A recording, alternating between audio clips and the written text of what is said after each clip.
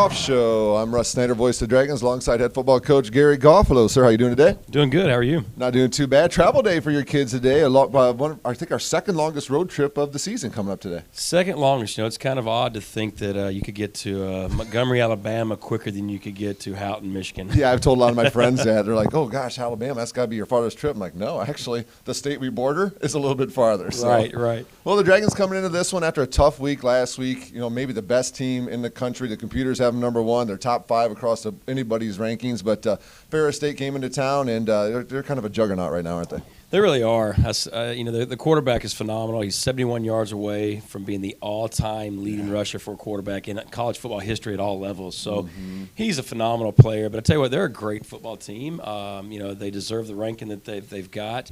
I expect them to go pretty far in the playoffs. And but it was a good test for our program, to be honest. And we've done a lot of good things, but we have not quite gotten up to that level yet. I guess it's a fair thing to say. They're conference champions a year ago.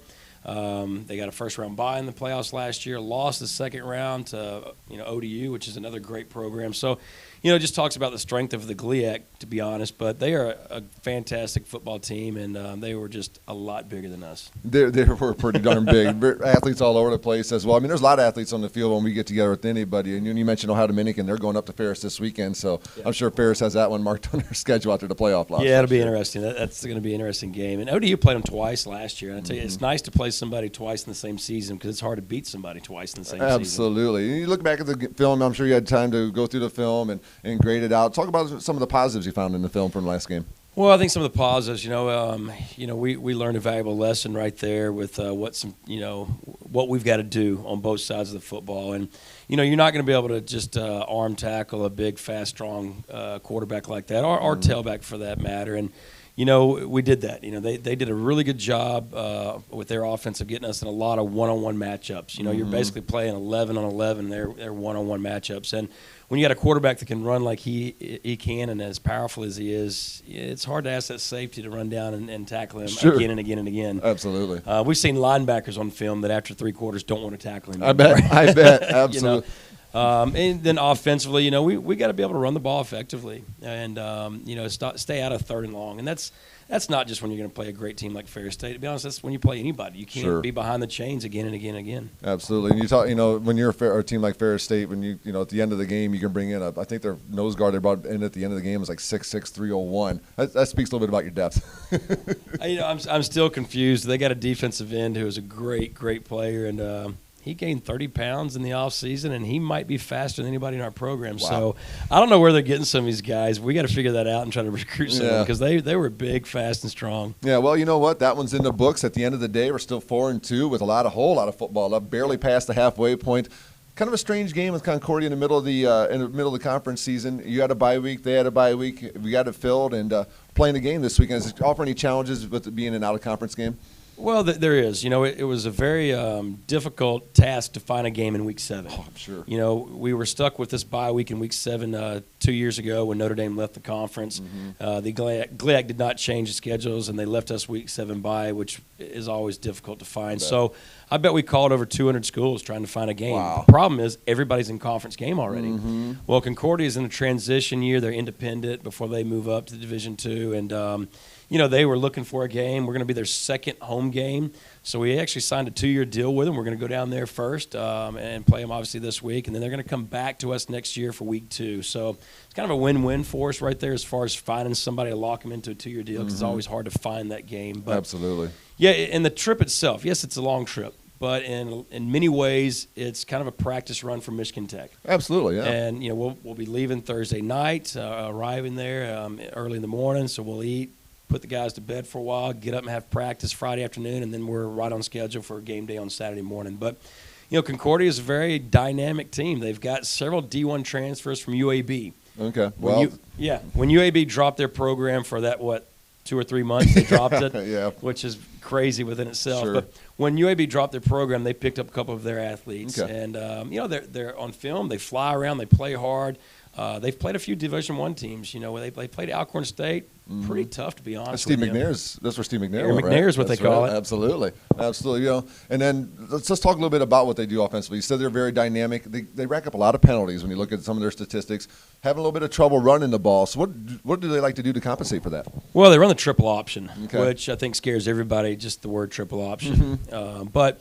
You know, we got to do a good job, once again, playing assignment football. And Ferris was very similar to that, obviously. You know, they're not an option team. They're a power run team with their quarterback. But, you know, we've got to play assignment football, and pitch has got to have the pitch, dive's got to have the dive. Yeah. And then, you know, they've got some big, tall receivers that kind of stretch the field a little bit. So I'm sure they'll want to throw some up to those guys as well. So, you know, stop the run, not give up the big play. That's basically the recipe right there. Fundamentals. Right. Sounds like it's playing fundamental football, knowing your assignment, making sure you do your assignment, and relying on the other 10 guys out there on the field. Exactly right. Let's talk about them on defense a little bit. Offensively, they're the triple option, which can be, as you said, a bear to prepare for. How about on the defensive side? You know, defensively, they like to play basically an 8-man front, but they're everywhere. They line up a lot of different ways on just about every other snap.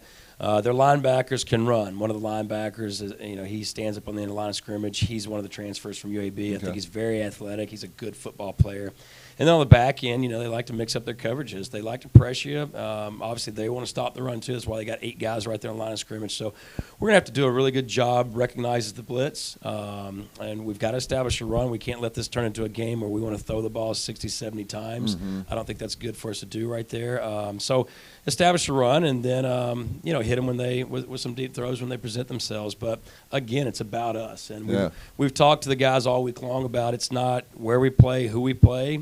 It's about how we play. Absolutely, and that's what I was going to say. You know, you talk about it's about Tiffin University. I mean, this is a game where you look at it. We go down there, we do our job right. We get out of there healthy, get that victory, get back up here, and really, then it's the time to prep for the final stretch run of the season. Sure, and you know, we've approached the season a lot differently than we have the previous years. We really felt like a year ago, this is about the time where we started to wear out, wear thin a little bit, get tired. So because of that, you know, we've restructured our practice schedule throughout the season. We've lifted weights hard, you know, during the season, where in the past we try to maintain strength, but we've actually lifted in order to gain strength during the season. And you know, that's kind of the philosophy of a lot of the NFL teams. We've talked to a lot of their strength coaches, so you know, we figured if it works for them, it could work for us. Yeah, they should know what they're doing up there. Right. So we'll see. So you know, hopefully at the end of the season, we'll think that was a good adjustment we made right there. But you're right. We're into the final stretch, and really right now, this time of the year, is everybody's within a game or two of each other, but it's what's going to happen over the next 5 weeks, which will decide who's in the top of the conference and who's in the bottom of the conference. What's the attitude of the team like right now? Everybody still feeling pretty good? I think really good. I think we're anxious to get on the playing field. You know, obviously suffering a loss like that last week, you know, really no shame in it because of it was Ferris State and they're nationally ranked. But I think if we could have lined up and played Monday afternoon, the guys would have been excited to do it. So we've had great intensity all week in practice, and the guys have been hustling and flying around, and that's very encouraging. Is that one of the things that is, Coach, after a game like last time, it's best thing to do is get right back on that football field and just do it right? Absolutely. I mean, there's, Sunday we spent a lot of time making corrections and, why did you check this? What did you see here? Trying to, not make the same mistakes again, I guess you can say, without giving too much information. Absolutely. But, so Sunday and Monday is big correction day. And, we did that. We got back on there Tuesday and Wednesday's practice. We're fantastic. Got to have another great practice this afternoon before we get on the bus to make this trip.